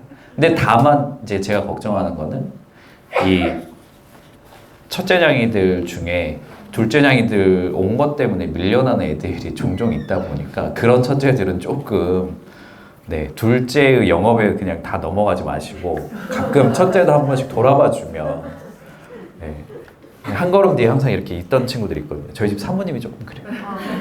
예전에 애기 씨 오기 전까지는 되게 그래도 뭔가 제가 좀 안정된 자세로 그냥 소파에 있거나 하면 쓱 와서 얼른 옆에 착 붙어 있고 이러다가 하도 이제 애기 씨가 제 옆자리를 항상 좀 붙어서 지키다 보니까 이렇게 한번 봤다가 애기 씨 있으면 그냥 첫째는 저도 붙어있진 않은데 약간 소파에 제가 앉는 순간 그 소파 여기에 올라가고 저를 계속 지켜만 봐요. 근데 치진 않아요. 네네. 근데 그 정도도 그 친구 입장에서는 충분히 어떠면 상대에 대한 애정 표현을 하는 거라서. 그 둘째는 저랑은 안 자고 저랑 잠은 안 자고 첫째는 잠잘 때는 또 옆에 와서 바로 자요. 그래서 두 개 좀. 그래서 제가 둘째 한번 예뻐해주고 첫째 한번 예뻐해주고 하면 되지. 그 정도면 저는 뭐 나쁘진 않습니다. 네. 이런 류의 상담을 정말 자주 합니다. 결혼, 남편, 공격성. 이 키워드. 그러니까 비단 지금 집에서만 발생하는 문제는 아니에요. 그리고 보통 고양이들이 이제 지금 보이는 행동이 뭘까? 5살 이다라고 하고 렉돌이고 이렇게 했을 때 단순 에너지 소모의 부족 절대 그럴 리가 없죠. 그전 살던 집보다 집안 환경도 더 넓어졌을 거고 뭔가 신경 쓸 수 있는 대상도 오히려 사람도 늘어난 거고 근데 공격성을 보인다. 이거는 제가 말했던 앞에서 말씀드렸던 70% 범주에 들어가지 않는 이제 나머지 30%. 그래서 이거는 이제 좀 더 심각한 문제 행동의 영역에서 들여다보게 되는 거고 보통 이런 경우에 대부분의 기반은 불안감, 공포 이런 요소들이 남아 있는 거예요. 그러니까 기전은 불안감으로 보시면 돼요. 근데 고양이들은 대부분 남성, 남자, 사람에 대한 불안감이 높아요. 일단 목소리 톤, 행동하는 어떤 행동의 크기, 덩치 이런 게 대부분 남자분들이 더 크거든요. 그랬을 때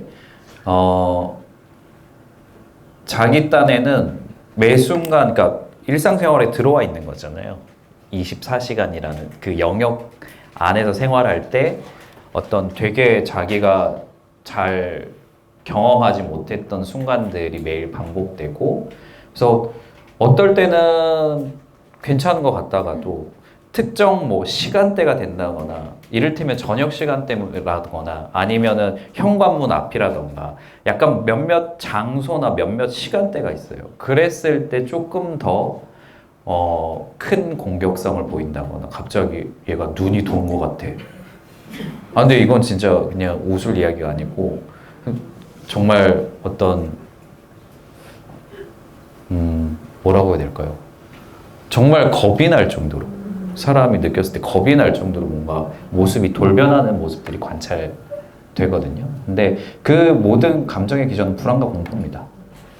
그래서 이제 뭔가 시간을 보내고 친해지고 지금 하시는 것들의 노력이 잘못된 부분은 전혀 없고 필요한 부분이지만 뭔가 남자 보호자분을 직접 공격하고 그 다음에 새로운 다른 사람에 대한 공격성도 나타나고 있잖아요. 그럼 얘는 지금 정말 그냥 꽉 찬 상태예요. 그리고 지금 어느 정도 어떤 되게 체계적인 교육적인 부분과 더불어서 어느 정도 약물 치료가 병행돼야 되는 시기예요. 그래서 이 시기를 잘 넘기면 고착화되지 않게 잘 넘겨주면 그러면 그냥 익숙해지고 편해질 수 있어요. 근데 이 정도 시기면 빨리 어떤 약물 치료 접근이 빠르면 빠를수록 빨리 해결되고 더 뭔가 상황 예후가 훨씬 더 좋아지는 건 사실이에요. 그리고 눈에 띄게 행동이 그냥 너무나 많이 변해요. 약물 활용을 하면. 그리고 지금 제가 보고 있는, 그러니까 이런 문제로 문제가 되는 집들 케이스들 보면 너무나 다 잘 지내고 있어요. 물론 약물 치료 기간이 뭐 짧게는 3개월 또는 근데 완전 초기 같은 경우에는 뭐 한두 달 치료로도 그냥 개선이 되지만 이제 좀 기간이 지금 6개월 정도 지났고 이제 남자 보호자분도 얘가 이런 행동을 했을 때 움츠려들게 되고 분위기가 달라질 수밖에 없어요. 사람도 긴장이 돼요. 그래서 그런 거 있잖아요. 왠지 어렸을 때 기억에 엄마 아빠가 집에서 싸울 때 그 약간 그 미묘한 분위기 변화처럼 고양이들이 불안과 공포심 기반에 약간 이게 있는데 자기가 뭔가 흥분했을 때 어떤 분위기가 약간 바뀌는 요소들이 또 추가되면 더 이제 더 불안해지면서 어떤 공격성으로 이게 이렇게 나타나는 경우들이 있거든요. 그래서 지금 하시는 내용들은 너무 잘하고 계신데 요거는 조금 약물 병용으로 관리를 해줘야지 상태가 개선될 수 있습니다. 그래서 뭐 약물 중단하더라도 대부분은 그냥 그 상태 잘 유지되고요. 왜냐하면 처음 겪어보는 어떤 시기, 상황에 대해서 얘도 지금 되게 막 갈팡질팡하고 오락가락하고 되게 힘든 거거든요. 그래서 그 부분은 좀 네. 사실은 진료를 안 보는 게 가장 좋겠지만 저는 이 정도 상황이면 진료가 필요하다라고 생각이 돼요. 그리고 뭐 다른 집들은 지금 뭐 남자 집사님하고 관계성이 다 개선이 되고 너무 사이가 좋은 경우에는 오히려 남자 집사님 배 위에 올라가서 자고 막 이래요. 어느 정도였던 집이냐면 남집사가 출근만 하려고 가면 문 앞에서 못 가게 지키고 으렁거리고 공격하고 이런 모습을 보이는 경우들도 있거든요. 근데 충분히 많이 개선될 수 있는 부분입니다. 10살짜리 고양이 한 마리 키우고 있고요.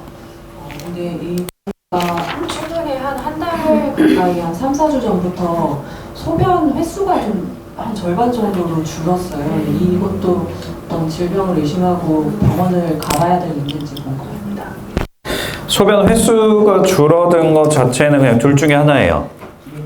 먹는 물의 그러니까 수분 섭취 양이 줄었거나, 근데 수분 섭취가 줄었다는 거는 예전에 뭐 습식을 충분히 먹다가 또는 뭐 식이 패턴이 바뀌었을 수도 있어요. 건식 위주로 바뀌었다거나, 그리고 그게 아니면 화장실 가는 걸 조금 참았다 가거나. 근데 참았다 가는 이유라고 하면 감자 크기는 커져요. 그러면 감자 개수 똑같은데 사이즈가 줄었다로 봐야 될까요?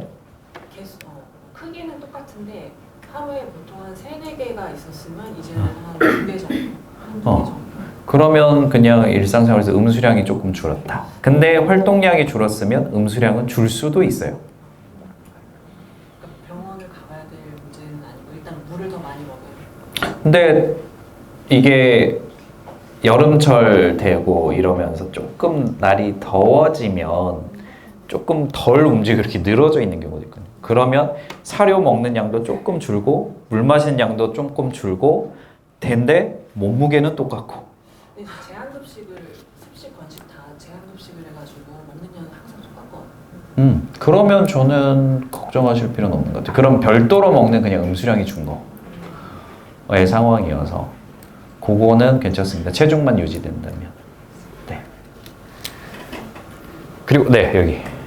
저는 2마리 키우고 있는데 그중 1마리가 밥을 먹으면 습식을 챙겨주거든요. 근데 습식을 꼭 조금은 별로 안 좋아하니까 습식을 종류별로 다 갖다 줘보는데 입맛에 맞는 걸 찾기 너무 힘들더라고요. 근데 그래도 조금씩은 먹어요 다. 근데 그리고 나서 하는 행동이 밥 먹나요? 그쵸. 그래서 저는 그게 똥처럼 별론가? 라는 생각이 들어가지고 다른 걸 줬는데 어떤 거는 그릇을 정말 설거지한 것처럼 비웠는데 그때도 똑같은 행동을 하더라고요. 그래서 얘가 이거를 좋다는 건지 싫다는 건지 제가 알 수가 없는 거예요. 근데 사실은 그거는 그냥 잘 먹는지 아닌지로 보시는 게 맞을 것 같고요. 그러니까 묻는 듯한 행동 자체는 그 어떤 냄새를 파묻으려고 하는 행동일 수도 있어서 그거 자체로만 어떤 의미 부여를 하기는 어렵기는 합니다. 근데 이거는 그냥 잘 먹었는지 잘 먹지 않았는지로 보셔야 될 것 같고 그 고양이는 정말 입맛이 까다로운 양이가 됐겠네요. 뭐 한 번 깠다가 남은 거 냉장고에 넣으면 절대 안 먹고 맞아요. 네, 그렇겠죠. 전자레인지에 데워도 안 먹고 네. 그냥 버리는 거예요. 네, 역시나 그렇군요. 네, 그렇게 되죠. 고양이가 저희 집에 3마리가 있는데 첫째가 지금 7살, 둘째가 6살, 셋째가 5살 그리고 다들 1살 되기 전에 와가지고 같이 지낸 지는 좀 됐는데요. 첫째가 가끔씩 뭐 동생들 지나가면 갑자기 확질을 하거나 주먹으로 때리기도 하고 그리고 언제부턴가 물을 안 마시고 양념그려서 물을 갖다 바쳐야 마시고 그리고 사료가 있는데 양념그려서 새 사료를 위에 좀 이렇게 주면 그걸 먹어요. 그래서 제가 따로 물을 따로 막 하지도 않고 그러면 뭐 따로 하지도 않는데 이게 첫째가 뭔가 혼자 있고 싶은 뭐 어떤 욕구가 있어서 그런 건지 제가 알 수가 없어가지고 3마리 고양이고 7살, 6살, 5살이고 다 1살 미만일 때부터 합사가 진행된. 뭐 그럼 어렸을 때는 되게 잘 지냈나요? 첫째가 많이 좀 양보를 해줬고 첫째가 그루밍을 해주면 둘째, 셋째가 안 받아줬어요. 오히려 작은 애들이 싫어했어요. 그런 점. 성별은 다 어떻게 되나요? 첫째가 암컷, 둘째가 수컷, 셋째가 암컷인데 둘째가 처음에 이야기했던 동생 목 들리는 그런 행동을 좀 하고. 둘째냐니까. 근데 제가 봐서는 지금 첫째 고양이는 조금 지금의 어떤 관계성, 그러니까 3마리 고양이가 함께 살고 이 친구들하고 이제 관계를 맺으면서 생활하는 거에 대해서 좀 답답함을 느끼고 좀 불편함은 어느 정도 있는 건 사실이라고 보시면 돼요.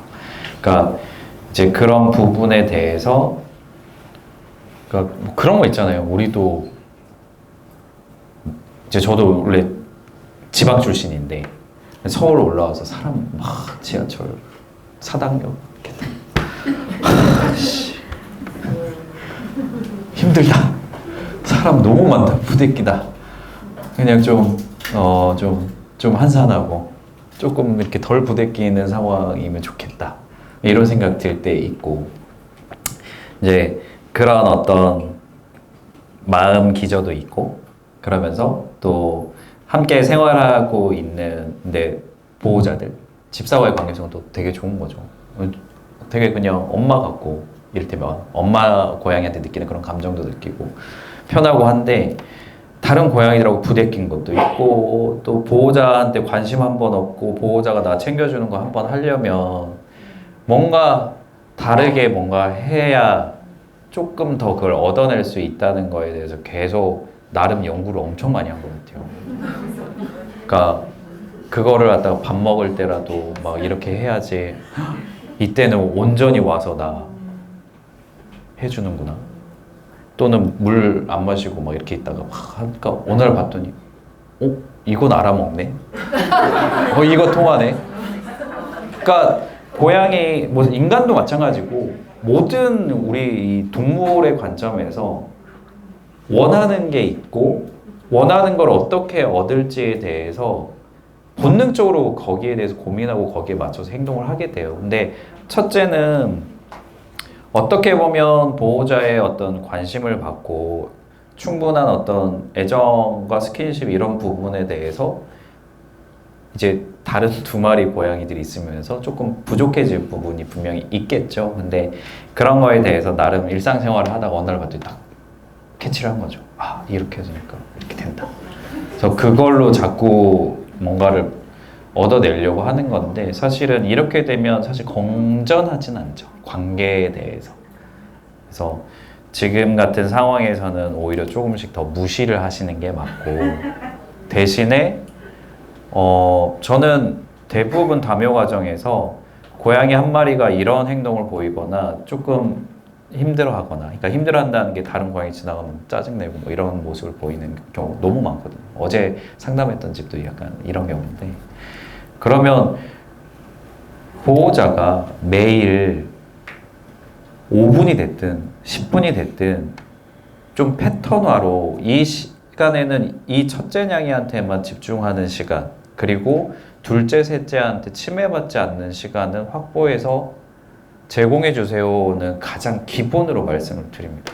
왜냐하면 얘가 오죽하면 그 고민을 해서 이런 행동을 크리에이터처럼 만들어냈겠어요. 그래서 분명히 필요로 하는 부분이 있으니까 그 부분에 대해서는 뭐 사실 많으면 좋지만 결국은 여러 마리가 되면 힘든 게 사실 이런 부분이에요. 다 그 수요를 다 맞춰줄 수가 없으니까. 근데 첫째가 이 정도로 다른 둘째 냥이들, 그러니까 다른 고양이들과 지내는 데서 부대끼는 것도 좀 힘들고 내가 필요한 것도 뺏기는 기분이 항상 들고 이런 상황이라면 첫째가 좀 오롯이 보호자가 이 친구 따로 뭐 추가로 빗질을 좋아하면 빗질을 해준다거나 이를테면 아니면 다른 고양이들이 좀 접근을 못하는 상황에서 보호자가 좀 얘가 편안하게 느끼는 이를테면 고양이들 보호자 침대 공간 되게 좋아하거든요.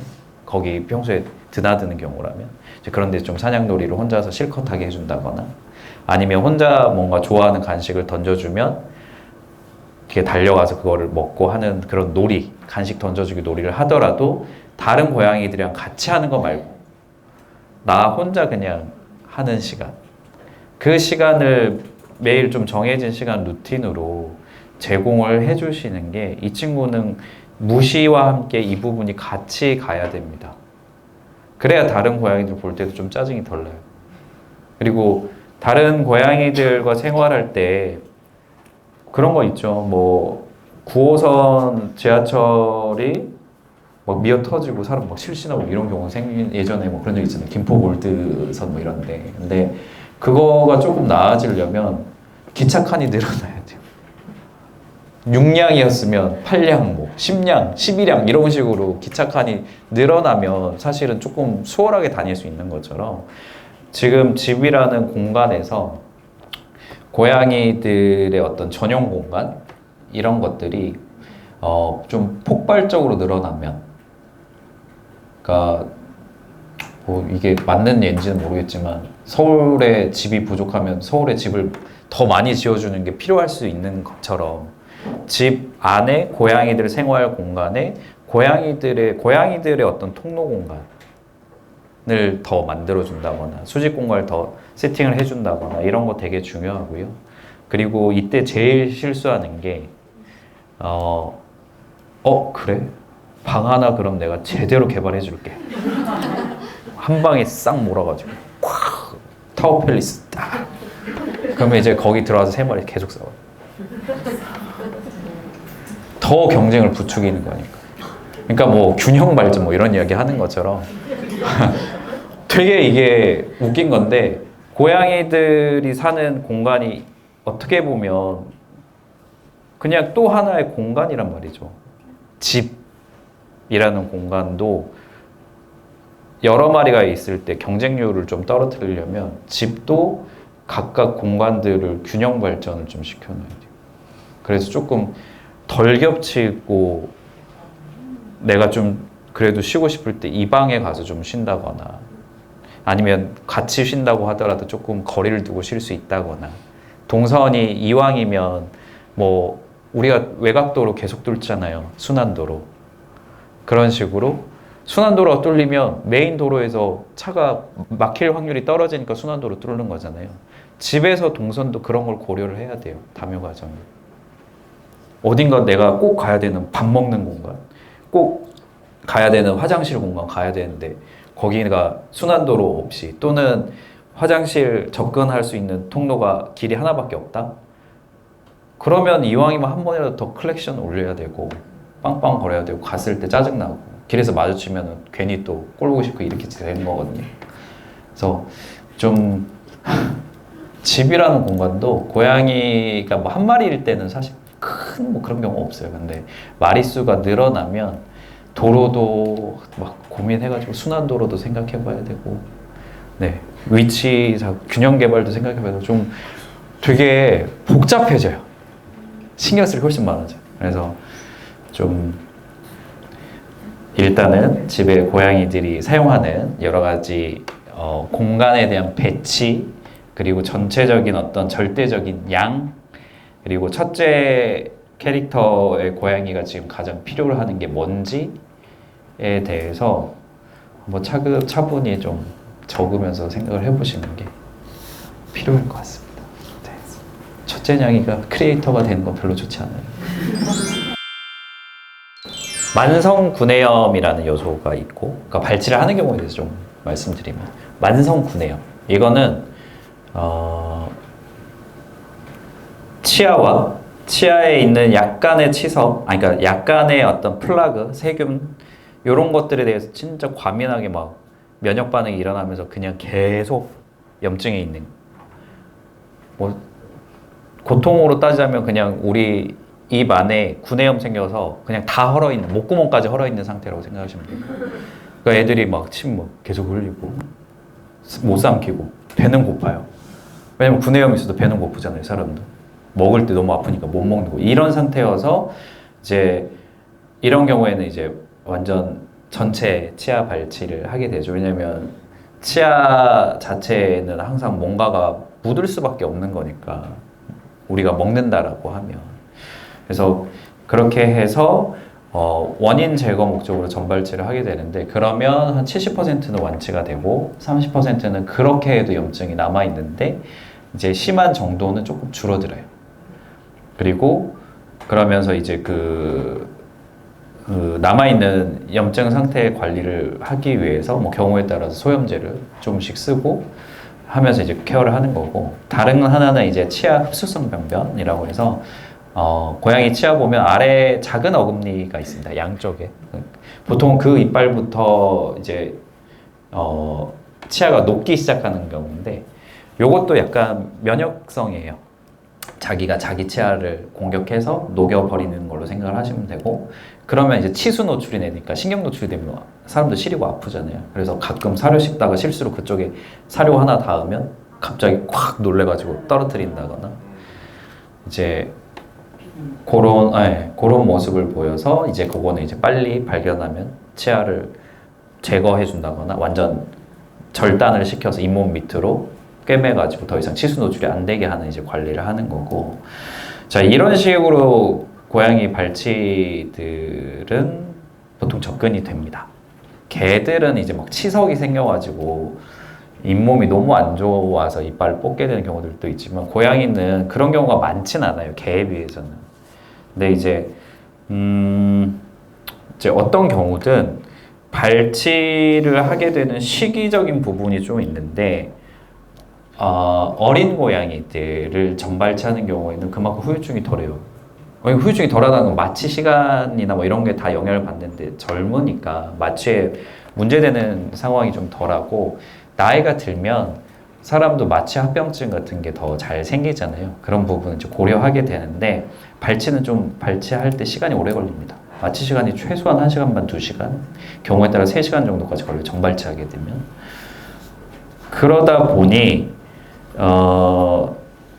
이게 이제 그런 이유 때문에 우리가 마취 전 검사를 되게 좀 확실하게 하려고 하는 것도 있고 나이가 들면 그리고 마취를 할 때도 모니터링에 더 신경을 써야 되는 게 있고 뭘 신경 쓰느냐 마취 중에 혈압이 안정적으로 유지되는 걸 되게 신경을 많이 써요. 혈압이 떨어진다는 것은 한편으로 어떻게 보면 마취되는 시간 동안 각 장기에 충분히 뭔가 혈류 공급이 안 되는 상태가 되는 거니까 이제 그런 걸 보고 만약에 중간에 혈압이 떨어지면 승합제를 넣는다거나 이제 이런 세밀한 관리를 할 수 있는 병원이 있고 사실 이걸 못하는 병원도 많아요.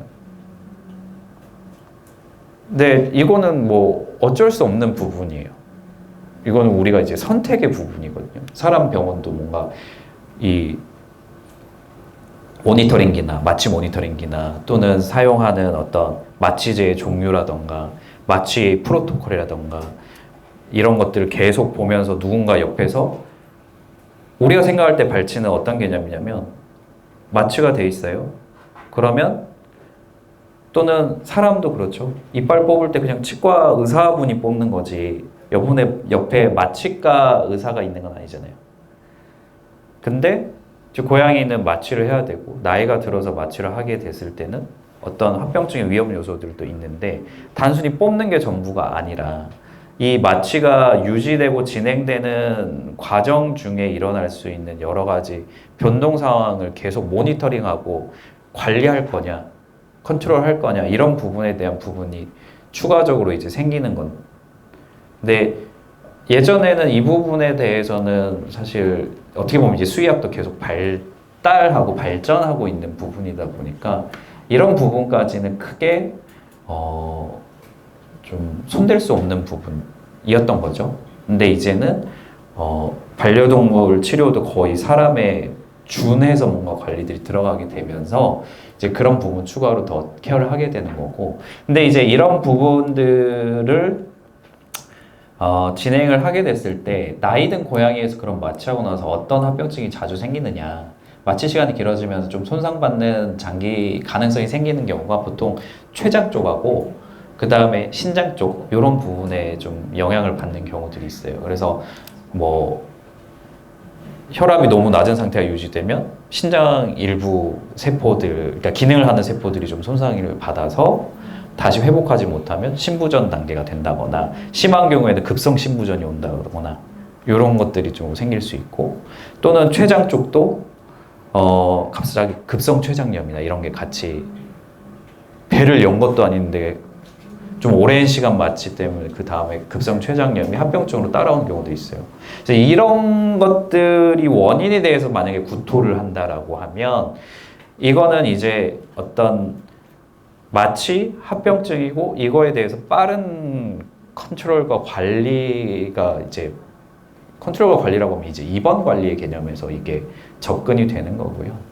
이제 그게 아니라 단순히 이제 이런 부분이 없는데 구토를 그냥 좀 한다. 이 부분은 그냥 지금 상황에 맞춰서 소화 흡수가 쉬운 어떤 사료 교체를 해본다면 처방식 사료들이 있거든요. 단순히 우리가 이런 건 좀 구토를 덜 한다더라 하는 그냥 일반적인 커머셜한 사료가 아니라 처방식 개념의 또 사료들도 있어요. 그래서 그런 식의 사료 선택을 할 수도 있는 거고 그리고 까마귀 날자 배 떨어지는 것처럼 마취 이벤트랑 상관없이 최근 들어서 이 나이대가 되면, 그러니까 고양이들이 7살 이상의 나이대가 되면 염증성 장병증이라고 해서 이를테면 되게 흔하게 또 이것도 약간 면역 질환인데 장에서 과민반 우리 인간 크론병처럼 뭐 이런 식으로 장에서 좀 과민하게 반응하면서 자꾸 구토도 자주 하고 식욕이 좀 떨어지고 가끔 설사도 하고 이렇게 모습을 보이는 경우도 있어요. 이럴 때는 또 저알러지 사료를 처음에 급여하면서 상태가 어떤지 관찰하게도 되고. 그래서 상황들이 되게 여러 가지가 있고 우리가 이제 마취를 하고 이빨을 뽑았다 요것만 이제 볼 게 아니라 그 이후에 이 마취 이후에 어떤 증상들이 좀 시작이 됐다라고 하면 혹시 이게 앞에서 말씀드린 것처럼 뭐 신장, 췌장 이런 부분에 지금 영향을 받아서 갑작스럽게 이 증상이 심해지고 있는지. 왜냐면 이거는 더 폭발적으로 심해지고 큰 문제가 될 수도 있거든요. 아니면 의외로 그냥 이거랑 상관없이 만성적인 질환이 이제부터 눈에 증상이 보이기 시작한 건지. 이제 염증성 장병증이 있는 친구들은 증상 보이기 전에 이미 건강검진하면 초음파상 이 소장벽에서 근육층이라고 하는 부분이 막 두꺼워져 있어요. 다만 증상이 있냐 없냐로 우리는 판단해요. 증상이 없어도 이런 친구들은 곧 증상을 보일 수 있는 거고. 그래서 그런 이유 때문에 어떤 건강검진이라던가 고양이가 어떤 좀 구토나 이런 게 특히나 나이가 좀 들었을 때 구토 증상들이 기존에 비해서 좀 더 자주 보인다라고 하면 전체적으로 스크리닝을 해봐야 되는 이유 중에 하나예요. 그냥 뭐 사료 교체를 해서 처음에는 그냥 사료 교체를 한번 해볼 수는 있어요. 그래도 좀 괜찮다는, 좀 구토가 덜 한다는 그런 사료로 1차 교체를 해볼 수는 있는데 거기에서 특별히 개선이 안 된다라고 하면 현재 시점에서 이 친구 어떤 구토의 원인이 될 만한 또는 그 중에서 정말 좀 아이한테 심각할 수 있는 원인이 있는지 평가는 해봐야 돼요. 이게 없다라고 하면 그때부터 좀 편안하게 뭐 처방식 이것도 한번 써보고 이것도 먹여보고 이런 식으로 접근을 해도 되는 부분이고요. 그래서 그 부분이 조금 중요할 것 같습니다. 만약에 최근에 발치를 했다. 그리고 구토가 좀 잦다라고 하면 특히나 한 번 정도는 어떤 구토 원인이 될 만한 내과적인 기저질환인지는 한번 보시는 게 좋을 것 같아요. 그게 없다면 좀 마음 놓고 가도 되는데 첫째가 뭔가 그렇게 하고 나서 조금 빨리 무지개다리를 건넜다라고 하면 네, 그런 요소는 사료를 좀 불려주라 그러는데 불려주는 거는 전혀 안 먹더라고요. 네, 안 먹습니다. 불려주는 건 안 먹어. 그리고 단순히 불려준다고 해서 구토가 확 줄어들 확률도 높지는 않아요.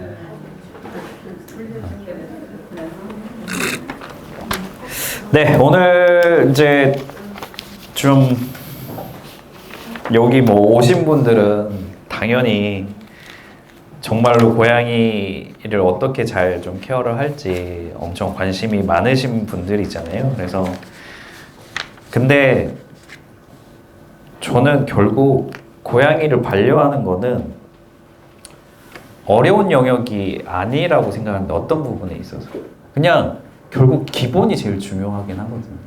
내가 엄청난 막 테크닉 이를테면 전 세계에서 제일 좋은 사료를 찾아서 줘야지. 네, 이런 영역은 아니에요.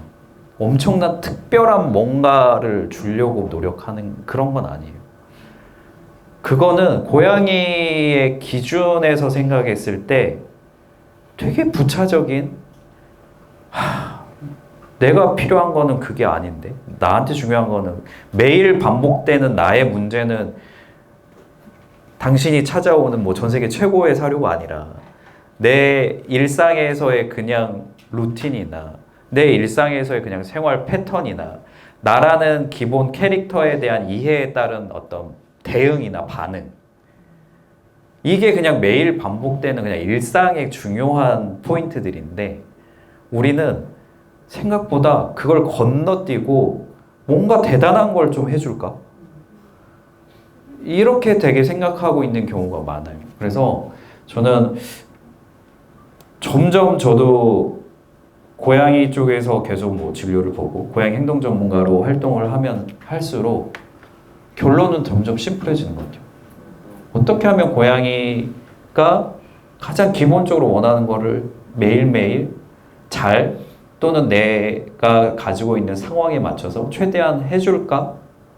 또는 그걸 역행해서 오히려 독이 될 수 있는 거를 추가하지 않을까? 뭘 하나 뺄까? 이렇게 점점 생각은 저도 귀결됩니다. 그래서 너무 대단한 뭔가를 해주려고 하지 마시고요. 가장 기본적인 것부터 그리고 가장 매일매일 반복되는 요소부터 먼저 해결을 해주시는 게 가장 중요하다고 생각합니다.